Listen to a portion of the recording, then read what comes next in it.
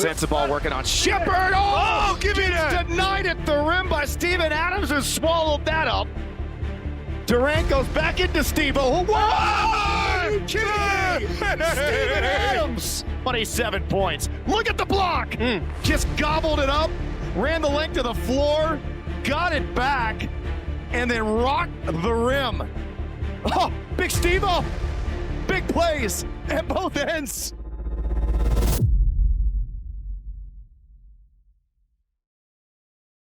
The NBA has a Steven Adams problem, and it's not what you think. Houston just handed a 32-year-old center $39 million, despite him averaging under 5 points per game. Can't shoot threes, misses half his free throws. On paper, he's everything modern basketball supposedly killed off a decade ago. But here's what nobody wants to admit. Adams isn't the problem. He's the answer to a question the league stopped asking. Because what he did last season has literally never been done in recorded NBA history. And it exposes a blind spot in basketball, thinking that's costing teams championships. To understand why Adams matters, we first have to understand how the NBA convinced itself he shouldn't.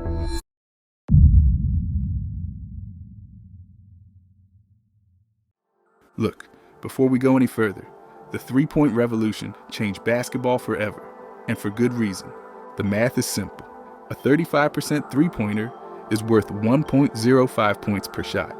A 50% two-pointer is worth exactly 1.0. Shoot enough threes. In over 82 games, that edge compounds into real wins. Spacing stretches defenses and creates driving lanes. The analytics movement didn't ruin basketball. It exposed inefficiencies teams had ignored for decades. So the league drew a logical conclusion. Centers need to shoot threes, or they're unplayable. Traditional bigs became dinosaurs overnight. Guys who dominated the paint their entire careers suddenly couldn't get minutes. Some adapted, others disappeared. The new prototype was clear. If you can't space, you can't stay. The ideal modern center shoots 36% from deep, switches onto guards, and never clogs the paint.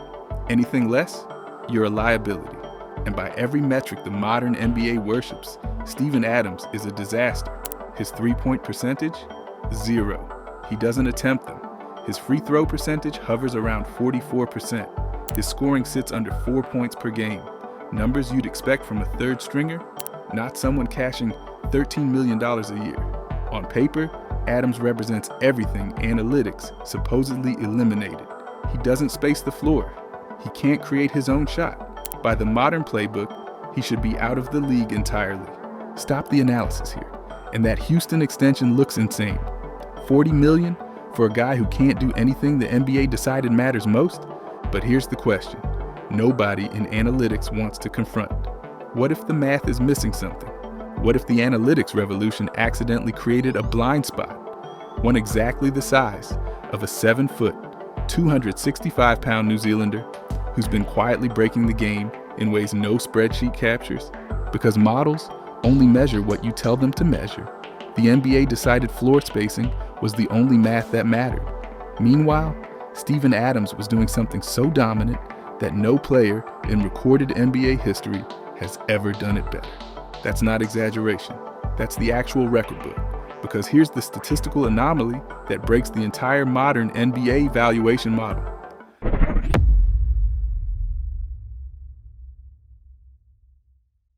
Last season, Steven Adams accomplished something that has literally never been done in recorded NBA history. Per 36 minutes, he posted the single greatest offensive rebounding rate ever measured in a season. Not top 5, not top 3. Number 1, ever. He surpassed prime Dennis Rodman, the greatest rebounder most people have ever watched. He surpassed Moses Malone, prime Dwight Howard, prime Shaq, every legendary rebounder we've ever had the ability to measure. And it happened so quietly that most people didn't even realize they were watching history. No headlines, no ESPN graphics, just a 32-year-old center from New Zealand rewriting the record book while everyone argued about three-point shooting. Now, you might be thinking, one season? Maybe he got lucky. Small sample size? Except it's not. In 8 of the last 9 seasons when Steven Adams has actually played real minutes, his team has finished first in the entire NBA in offensive rebounding. Not top 5, literally number 1, almost every single time. That kind of consistency doesn't happen by accident. It follows one player from team to team, year after year, like a signature he leaves on every roster he joins. But let's translate the abstract into the tangible, because offensive rebounding rate doesn't mean anything unless we understand what it actually does to a basketball game. Every offensive rebound is a possession the opponent earned through good defense that you simply took back. They did everything right, contested the shot, boxed out, played the possession perfectly, and Adams just erased it. Over 82 games, those extra possessions compound. We're talking potentially 10 to 15 additional wins per season. That's the difference between a play-in team and a top 4 seed, between going home in the first round and having home court advantage. When Adams is on the floor, his teams rebound 19% better than when he sits. That's possession after possession, turning into extra scoring chances while opponents watch their perfect defensive stops evaporate. So how does he do it? Jaren Jackson Jr. revealed something fascinating. Before games, Adams literally stands under the basket studying how missed shots bounce, angles, trajectories, spin off the rim. He's doing physics calculations while everyone else runs layup lines. That's Dennis Rodman level obsession. Except Adams does it with such casual Kiwi energy that nobody notices he's operating on a completely different level. But offensive rebounding is just the part we can measure. What Adams does that never shows up on any stat sheet might be even more valuable.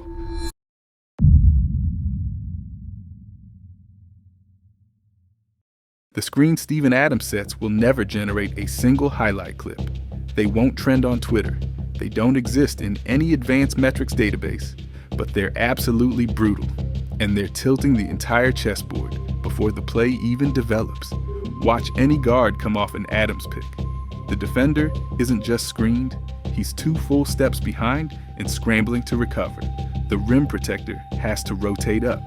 The weak side wing is desperately closing out, all because one giant man decided to plant his feet and become an immovable object.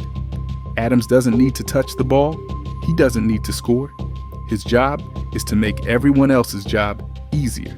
And when you look at Houston's offensive efficiency with Adams on the floor versus when he sits, the difference is undeniable. Now let's talk about the physical strength, because it's genuinely cartoon-level absurd. If you created an NBA player in 2K and slid the strength attribute all the way to maximum, you'd basically end up with Steven Adams.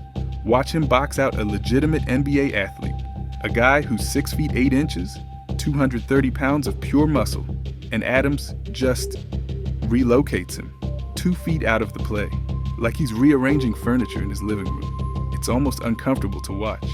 And here's the critical insight. Guys can absolutely jump higher than Adams, but they can't jump at all if Adams has already cleared them out of the landing zone before the ball even hits the rim. He's not out-athleting anyone. He's making their athleticism irrelevant through positioning and strength. But the part that might matter most doesn't show up in any stat or any clip. It's the culture he builds everywhere he goes. In Oklahoma City, Adams was the foundation that allowed Westbrook to play completely chaotic basketball every single night. And Westbrook has openly said it. Adams was the reason he could play that style. He knew Big Kiwi would be behind him, cleaning up every miss, grabbing every loose ball, doing all the grunt work that never makes ESPN. In Memphis, Adams became the uncle figure for that young core.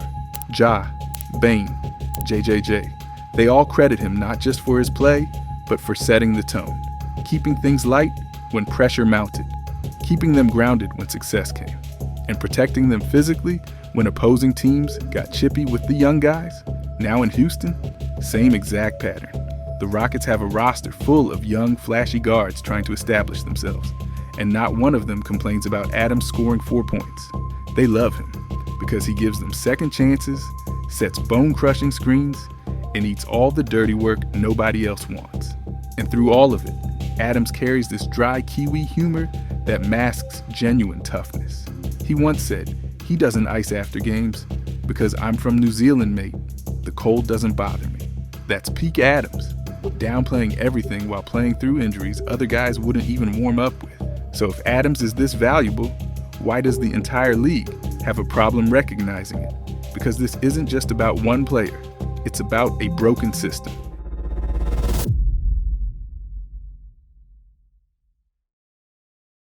The NBA has gotten incredibly sophisticated at measuring certain things: three-point percentage, tracked to the decimal, true shooting efficiency, defensive rating, points per possession. Every front office has an analytics department running models that would make NASA jealous. They can tell you exactly how many points a player adds per 100 possessions, broken down by lineup and situation. But here's the blind spot nobody wants to acknowledge. Some of the most valuable things in basketball don't fit in a spreadsheet. Screens, physicality, positioning, toughness, the ability to make your teammates better without ever touching the ball, leadership that keeps a locker room together when things get hard, the veteran presence that teaches young players how to be professionals. None of it shows up in a database, so the league pretends it doesn't matter, and then the playoffs start. Here's what the models can't account for. Playoff basketball is a completely different sport. Games slow down. Whistles get swallowed. Physicality increases. Defenses stop gambling and start scheming. The spacing that worked beautifully in February suddenly gets clamped in May. And second chance points, those possessions Steven Adams creates out of thin air, become the difference between advancing and going home. The stuff Adams does becomes more valuable when the stakes are highest, not less. Meanwhile, teams built purely on spacing and three-point variants keep wondering why they flame out in the second round when a physical defense decides to just not let them shoot. They optimized for the regular season and forgot that championships are won in a different game entirely. But here's the part that should genuinely worry the league. Players like Steven Adams are going extinct. The NBA has spent a decade telling young bigs that they need to shoot threes to have value, stretch or die, space or get replaced. So an entire generation of centers grew up launching jumpers instead of learning the craft of screening, instead of mastering the angles of offensive rebounding, instead of understanding how to do the dirty work that wins playoff games. Who's developing those skills now? Who's putting in the hours, studying how shots bounce off the rim? Who's learning how to set a screen so brutal it changes the geometry of a possession? Who's watching film on box-out technique instead of practicing their step back? Almost nobody, because the league told them it doesn't matter. Steven Adams might be one of the last of his kind, and the NBA isn't developing replacements. The pipeline is empty. That's the real problem. Houston's front office understood what the rest of the league missed. They didn't pay $39 million for scoring. They paid for the 10 to 15 wins worth of extra possessions Adams creates. They paid for the screens that free up their young guards. They paid for the culture and toughness that playoff runs require. They paid for something that's becoming genuinely scarce. That's not overpaying. That's recognizing value the entire market has systematically mispriced for a decade. The problem isn't that Houston gave Adams this contract. The problem is that more teams should be doing exactly this, and they can't, because there aren't enough Adams types left to go around. So let's be clear about what we're actually saying here. Steven Adams isn't a problem for the NBA to solve. He's evidence that the NBA has a problem it doesn't know how to solve. The analytics revolution gave us incredible tools for understanding basketball. It also created a blind spot the size of a 7-foot New Zealander. And every night Adams plays, he's exposing it. So here's the real question.